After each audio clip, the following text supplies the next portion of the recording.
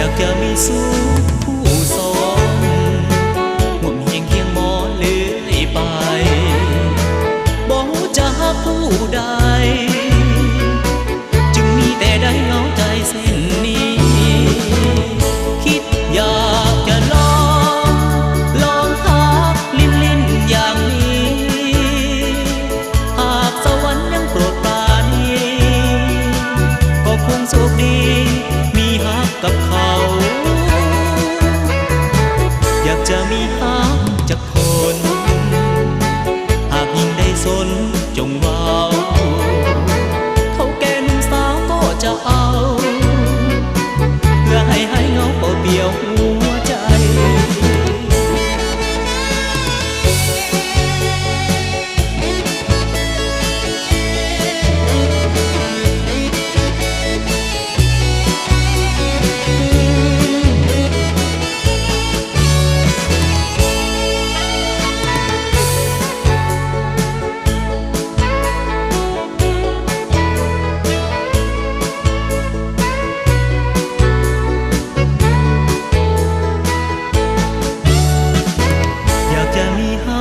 กับเขา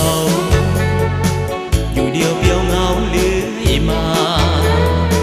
แต่ความรักนั้นหนักหนาบอกเลยว่า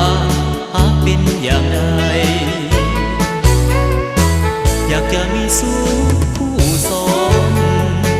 ห่วงเฮียงเคียงหมอเลื่อยไปบอกจะหาผู้ใดจึงมีแต่ได้เหงาใจเส้นนี้คิดอยากจะลองหาลิ้นอย่างนี้หากสวรรค์ยังโปรดปรานก็คงโชคดีมีฮักกับเขา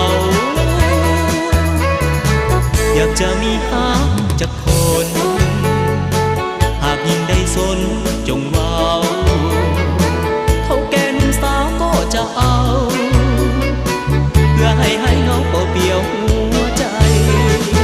เพื่อให้หายเหงาเปล่าเปลี่ยวหัวใจเพื่อให้หายเหงาเปล่าเปลี่ยวหัวใจ